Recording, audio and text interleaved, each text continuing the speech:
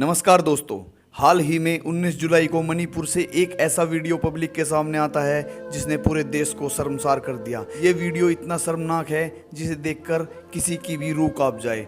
दोस्तों, दुनिया में कोई भी इंसान कितना भी गरीब हो, कितना भी अमीर हो, किसी भी जाति या धर्म से हो, लेकिन सभी को अपनी इज्जत प्यारी होती है। कोई नहीं चाहता कि उनकी इज्जत तार तार की जाए। लेकिन मणिपुर से जो वीडियो सामने आया, जिसने भी उस वीडियो को देखा वह निशब्द हो गया। मणिपुर में लगभग 3 महीने से दो समुदाय के बीच चल रही आपसी हिंसा में वहां पर 2 महिलाओं को हजारों लोगों की भीड़ में बिना कपड़ों के घुमाया गया, उनके साथ अत्याचार किया गया। वह भीड़ के सामने चीखती रही, चिल्लाती रही, उनके सामने हाथ जोड़कर खुद को छोड़ने की अपील करती रही। लेकिन सबसे बड़ी बात यह है कि इस भीड़ में उनकी सुनने वाला कोई भी नहीं था। वीडियो में दिखाई दे रहा है कि हजारों लोगों की भीड़ में 2 महिलाओं को बंधक बनाकर बिना कपड़ों के पकड़कर ले जाया जा रहा है। वीडियो सामने आने के बाद पूरे देश भर में आक्रोश देखा जा रहा है। महिलाओं के साथ हुए अत्याचार के खिलाफ सड़क से लेकर संसद तक आवाज उठाई जा रही है। देश और समाज के लिए इससे बड़ी दुख की बात और क्या हो सकती है। अब बात करते हैं आखिर मणिपुर की इस हिंसा के पीछे कारण क्या है, क्यों फैली मणिपुर में हिंसा। मणिपुर राज्य के जिन 2 जातियों में झगड़ा है उनमें से एक है मैतई, जिनकी आबादी राज्य में लगभग 50% है, जो हिंदू है, जिनको अनुसूचित जाति का दर्जा मिला है। और जो दूसरी जाति है वह है कुकी जनजाति। कुकी जनजाति ईसाई समाज से आते हैं। उनकी आबादी राज्य में लगभग 20% है, जो कि 90% मणिपुर के पहाड़ी क्षेत्रों में रहती है। मैतई जाति की शिकायत ये थी कि राज्य में सबसे अधिक आबादी होने के बावजूद भी लैंड रिफॉर्म एक्ट की वजह से ये लोग पहाड़ी क्षेत्रों में ज़मीन नहीं खरीद सकते। इन लोगों की मांग यह थी कि इन्हें भी जनजाति का दर्जा दिया जाए, जिससे कि पहाड़ी क्षेत्रों में ज़मीन खरीद सके।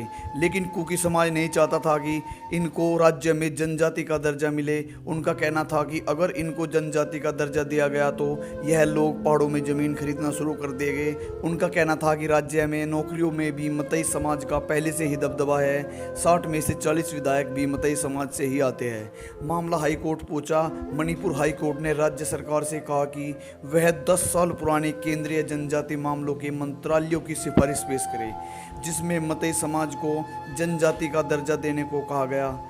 जिसके बाद कुकी समाज द्वारा इसका विरोध किया गया और हाई कोर्ट के इस आदेश को सुप्रीम कोर्ट में चुनौती दी गई। इसी को लेकर 3 मई को कुकी समाज द्वारा एक रैली निकाली गई और देखते देखते रैली हिंसक हो गई। रैली में कुकी लोगों द्वारा मैतई लोगों पर हमले किए गए। इसके बाद मैतई लोगों द्वारा भी कुकी लोगों पर हमले किए गए। धीरे धीरे हिंसा इतनी फैल गई कि एक दूसरे के घरों में आग लगानी शुरू कर दी। गाड़ियाँ जलाई गई, चर्च जलाए गए, मंदिरों पर हमले हुए। हिंसा इतनी फैल गई कि लोग रात में ही अपने घर को छोड़कर इधर उधर भागने लगे। 3 महीने से फैली इस हिंसा में लगभग 140 लोगों की मौत हो चुकी है। 5000 से ज़्यादा आगजनी की घटना हुई है और 50,000 लोग राहत शिविरों में रहने को मजबूर हैं। दोनों समाजों में नफरत इतनी फैल गई है कि कोई भी एक दूसरे के इलाके में रहने की हिम्मत नहीं कर पा रहा है। लेकिन इसके 2.5 महीने बाद 19 जुलाई को एक ऐसा वीडियो सामने आता है जिसने सभी को बोलने पर मजबूर कर दिया। दरअसल यह वीडियो 4 मई का बताया गया है। इंडियन एक्सप्रेस में पब्लिश रिपोर्ट में घटना से जुड़ी एफआईआर की डिटेल दी गई है। एफआईआर में पीड़ित महिला ने बताया है कि हजारों लोगों की भीड़ हथियारों के साथ हमारे गांव में घुसते हैं, लूटपाट करते हैं और घरों में आग लगाते हैं। इस भीड़ से बचने के लिए लोग अपने घरों से भाग रहे थे। एफआईआर में लिखा है 2 महिलाएं और एक युवा महिला अपने भाई और पिता के साथ जंगल की तरफ जान बचाने के लिए भाग जाते हैं, लेकिन भीड़ उनको पकड़ लेती है। लड़की के पिता जब हमले का विरोध करते हैं तो उनको मार दिया जाता है। उन महिलाओं को कपड़े उतार कर चलने के लिए बोला जाता है। उनमें से एक 20 साल की लड़की के साथ गलत काम किया जाता है। उसका भाई विरोध करता है तो उसको भी वहीं मार दिया जाता है। जिन महिलाओं के साथ अपराध हुआ है वह कुकी समाज की है। और एफआईआर में यह भी बताया गया है कि वीडियो में 2 महिलाएं दिखाई दे रही है, लेकिन अपराध 3 महिलाओं के साथ हुआ है। लेकिन सबसे बड़ी बात यह है कि घटना 4 मई की है। पुलिस एफआईआर लिखे जाने के 2.5 महीने बाद भी इस पर कोई एक्शन नहीं लिया जाता।